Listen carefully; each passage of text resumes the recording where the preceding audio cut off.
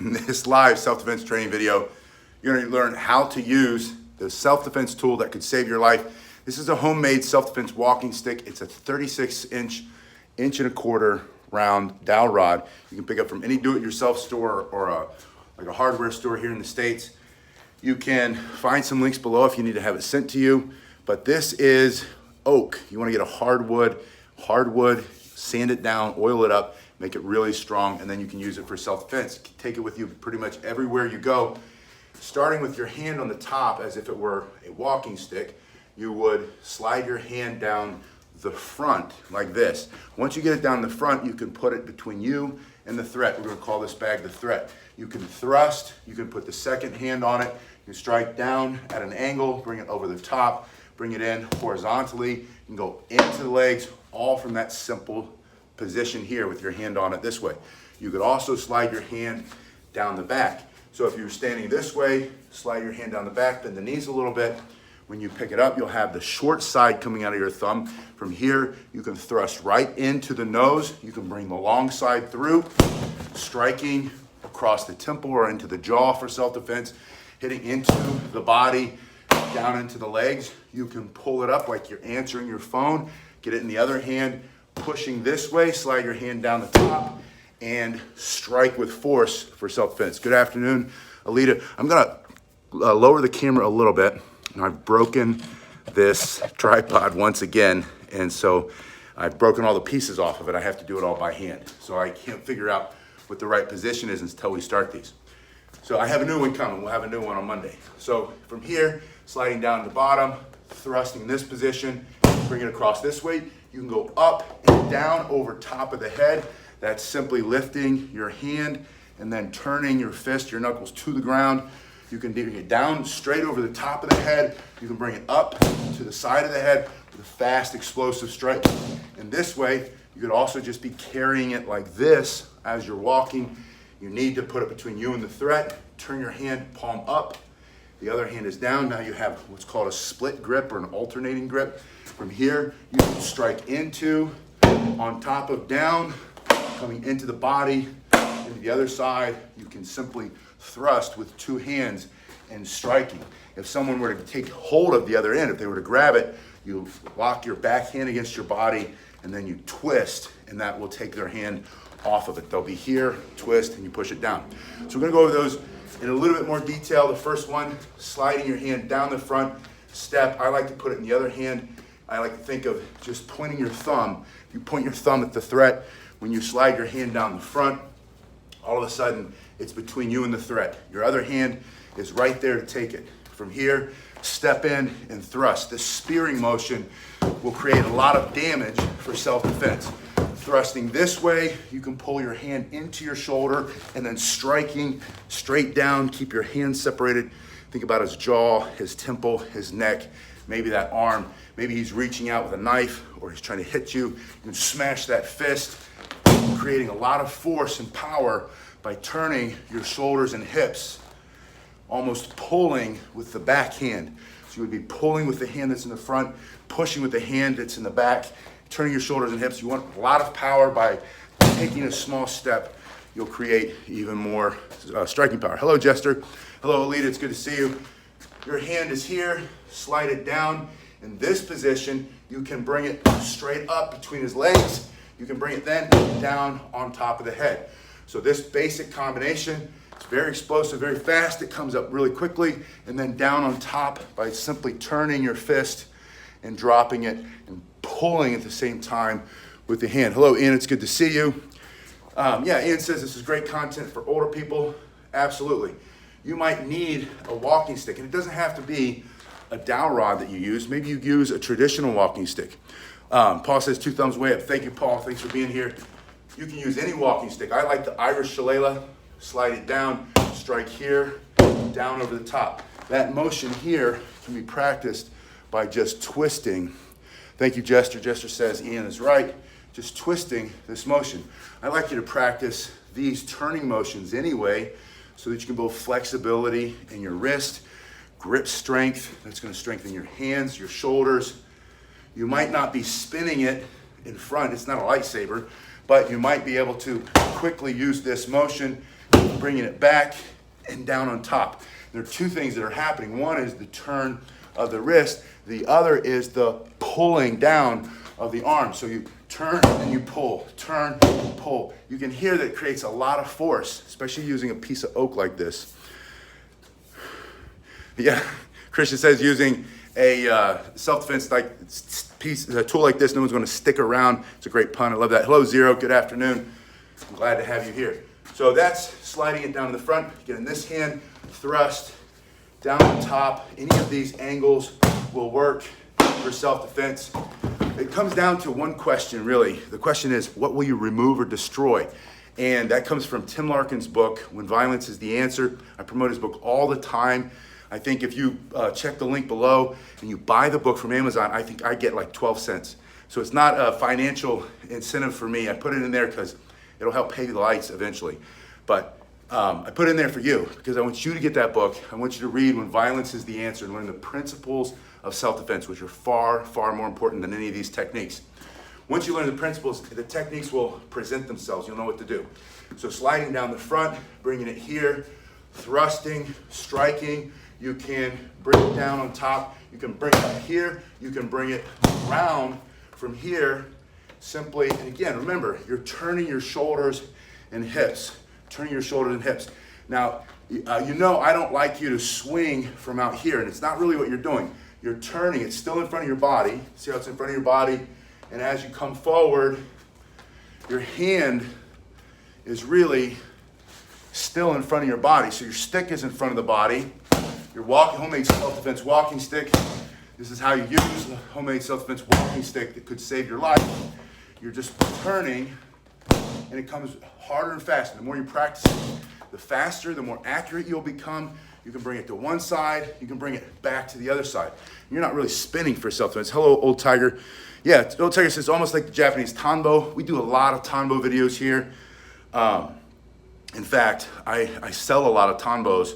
And I just picked up a whole bunch of oak dowel rods today. I'll cut them in half, sand them, oil them up. If you want one, let me know in the comment section. I'll send you the link. But you can make your own. This is 36 inches. Tanbo is traditionally 18 inches. This is called the hanbo. So the hanbo is the Japanese walking stick. The tanbo is an 18-inch self-defense stick. But a lot of similar same techniques. The second way I want you to use it, slide your hand down the back. Irish stick fighting style, you would lower yourself and you'd bring it up into your defensive position. From here, you could immediately block. You could bring that through as a strike. You could thrust this way. You can turn it and get it in the other hand. You can strike here. You can bring it in like a rifle butt strike. You can bring it in like a bayonet strike. You can take two hands and just smash straight through his teeth for self-defense. Remember, the question is, what can you remove or destroy? His ability to see, breathe temporarily or permanently, his ability to stand up, his ability to be awake and use his brain, his operating system. Smash that, knock him out. That would do it, bringing it straight through this way, especially when you take that small step. But think about how you can use your walking stick, the homemade self-defense walking stick that could save your life. Sliding down the front, sliding down the back. The third way I showed you was just carrying it in your hand like this. I showed you that you could turn your palm up. You can turn your palm up, strike this way. One of the great things about a straight stick is your hands can go to the side and you can change the hand position without ever taking your hand off your stick. You can also simply do it like that. Thank you, Alita, for that super sticker. And you guys have been giving me a lot more super chats lately, and super thanks after these videos. And I really appreciate that. That's really helping at a time when my online income has dramatically been cut in half because the economy is in a tough place and everybody's advertising less. So you guys really help me out when you do that, and I really appreciate that. Keep this channel going. So thrust here, bring it down on top. You can slide your hand here, bring this up, bringing it down on top. You can practice that simply by taking this here. The question is, how would I use it from a sitting position? I'll show you that in just a second. From here to here, if you practice this, your hand will slide off at the beginning. Later, the more you do it. Hello, Naj, good to see you. The better you're gonna get at not taking your hand off your stick. And then you can thrust here, you can strike, you can bring it up over your head, you can block, You can change hand positions with it. I show you all these things in other videos, so if you haven't seen them on this one, if we don't do it in one of these, go and watch one of the other ones and subscribe, because that'll make sure you get subscribe, and then hit the notification bell, because a lot of times, even if you subscribe, YouTube's not going to show it to you unless what the algorithm thinks it's going to be pertinent to you. So, but if you hit the notification bell, you should get notified when they come out if it's valuable to you and you want to learn how to do it. But if you just practice this motion, it's going to be great for your shoulders, by the way. It feels really good on my shoulders right now, my elbows. But it's also going to get you comfortable with these strikes. You can bring it down over the top. All you're doing is pulling your hands to the end. This one goes over, this one comes under. Pull your hands to the end, the back hand comes under, front hand goes over. And either coming straight down on top, you can come down at an angle, you can come up from the bottom, striking this way. You can bring it in to his legs, or maybe you carry a stick like a lot of people in my neighborhood do, because there are wild animals that come in from the preserve that's behind us. Wild animals, our wild animals are alligators and bobcats, coyotes, and every once in a while panther. There are black bears down here too. So they carry them for that, and they also carry them for dogs that unfortunately have been abused and let out in the woods and in the swamps, and then they become feral, and then you start hurting other people's dogs, stuff like that. Anyway, so maybe that's your strike, pushing, striking, however you need to defend yourself, whether it's man or beast for self-defense. Anyway, so those basic strikes, the last way, from this position, turning your palm up, you can strike, thrust, or turning your hand down. This is also a good way to use it. You can bring the long side forward, you can bring the long side down over the top, you bring the long side up between his legs, you can thrust with that long side, or you can change your hand position, blast him this way, bring it in, still blast him. Now you can box the sides of his ears, you can hit the body, you can thrust with one side, you can thrust with that other side, you can bring it down on top, you can block his strikes all from this position. You can block sideways, you can block it that way, you can block down, he's coming in, and then strike. Now, we're gonna move the camera just a little bit, and we're gonna put it, just come with me for a second. I've gotta go get ready for my next class here in a minute, but you asked me what you do if you, that's one of the places we keep the bow, by the way, and some other stuff there. But I'm gonna show you, again, I broke the snot out of this thing, so hold on, I'm gonna move the camera, I'm gonna drop it, and then lower it to the chair.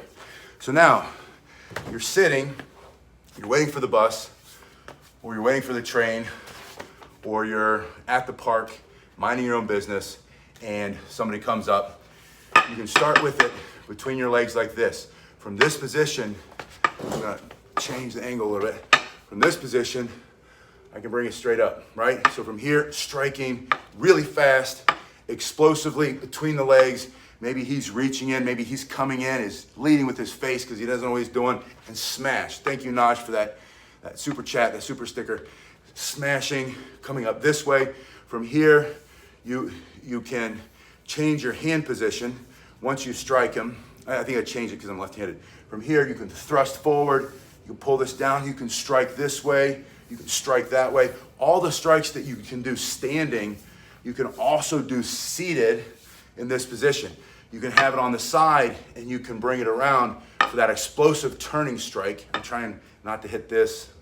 And this is nice, this is good too, because you might be in a tighter quarters, right? This is close quarters combat fighting. So maybe you bring it from here, striking against his jaw as he reaches in. Maybe he's behind you and you strike this way. You can slide it through here, you can slide it through in this position, slide it back and then strike, and think in terms of multiple strikes. From here, if he comes into your face, he's reaching down, let's say he puts his hands on top of you, you can take your stick up over his arms, and I wish I had somebody here to show you, but you can try this if you have somebody to work with. Put their arms here, the stick will go over their forearms, and some of you know this already, there are a lot of nerves right there. It's two principles. One is the principle of the nerves. You're gonna squeeze all those nerves together. And two is just the pressure and the force, mechanical force, as you pull back towards you. His hands are gonna come like this, and he's gonna compromise his grip, and you're gonna have him locked in this position, and then you're going to extend like you're doing a push-up and explosively smash his teeth straight down his throat for self-defense, or right through his nose, right through his eyes, and just blast him off of you. From here, you can box to the sides, you can thrust one way, you can thrust the other way. Again, if he's behind you, you can strike behind you. If he comes over, sometimes, and Naj is in Miami, I think. There was a story last year, a girl in Miami was waiting for the bus, I think, bus or the train, and a piece of dog poop comes up behind her with legs and eyes and arms, and he puts his foot up on the bench, takes his shoelaces out, wraps them around, creates a garrote, goes around her neck, and he pulls her back. And she fought that guy, and a bystander came by and helped out a little bit, and she kicked and screamed and yelled, and that coward piece of crap ran, and the cops got him, and he's in jail. Hopefully he's in jail now. I imagine he's still in jail because he was a serial guy. He does it all the time. But 2 points. One, she fought back, right? Always fight, no matter what. The fight's not over till you win. Fight for your life. But two, if you can get your fingers in there and then get your stick out there, and then you'll have more force to be able to push that out. And that will keep you from getting, if someone grabs you from there. So there's a lot of things you can do from this position with your stick on the ground. My favorite, though, is that one that comes up from this position, just striking here and then striking, coming down with full force, two hands blasting him through the side, coming down on top. You can use it then to get yourself up and get out of there if you have to. But if you're confined to a chair, if you're confined to a wheelchair, or you need to use your walking stick to move around and you're not able to get up and move out that fast, at least you give yourself something, it's a force multiplier. You take what you have. And you might not have the mobility. I know some of you don't have the mobility because you send me videos all the time. You show me what you can and can't do. Your arms don't move like this anymore. And so you might have to just keep everything in the center line and keep everything in this position and make short, fast, explosive strikes. And don't underestimate your ability to defend yourself using the skill that you have now and the mobility that you have now and the strength that you have now. Don't diminish what you can do, is my point. Because just because you can't move your arm above your head like you used to, you've had injuries, you have muscle weakness, you have real disease, challenging the ability of you to do these different things. But don't give up on yourself. Fight, still fight. Fight to live. Fight every single day to live. Fight to get a little bit more mobility. Train with, practice, figure out what techniques you can do, and then do it. Do it from the chair. Do it again and again. I promise you, you'll get stronger, you'll get faster, you will make improvements, and then if you ever need it, you'll be able to do something. And most cowards are not expecting. Hello, Doug, it's good to see you. I saw Studer's here. Hello, Studer. Hello, everybody. Thanks for being here. I just wanted to express this point, is that we often will think of all the reasons we can't do something, all the reasons all your limitations, and they're all real. And I'm not saying don't live in La La Land. Don't be, what was that movie, the Pollyanna. Don't be Pollyannish and believe and not accept the fact that you can't do certain things. Accept it and then say, okay, that's what I can do. This is where my limitations are. What can I do within that? Don't look for all the reasons why you can't do something. Find one reason why you can. You're worth defending, right? That's my number one reason. You have the right to defend yourself. It's God-given right and responsibility to defend yourself. So since that's your truth is this limited mobility, work within it, fight within it, figure out what you can do. And if you have a hard time figuring that out, send me an email. Go to pasquinelli.com, fill in the contact box, send it to me, and then I'll work with you. I'll try to help you figure it out. Send me videos of what you can do and what you're working on, and then we'll work on it together. You guys have been awesome. I'm gonna go pick up the kids, come back, teach some more classes, and I'll see you tomorrow. Hey, G. Carlton, it's good to see you. Thank you very much. And thanks for the question about the seat. That was a really good question. I like it when you guys ask me good stuff that we can work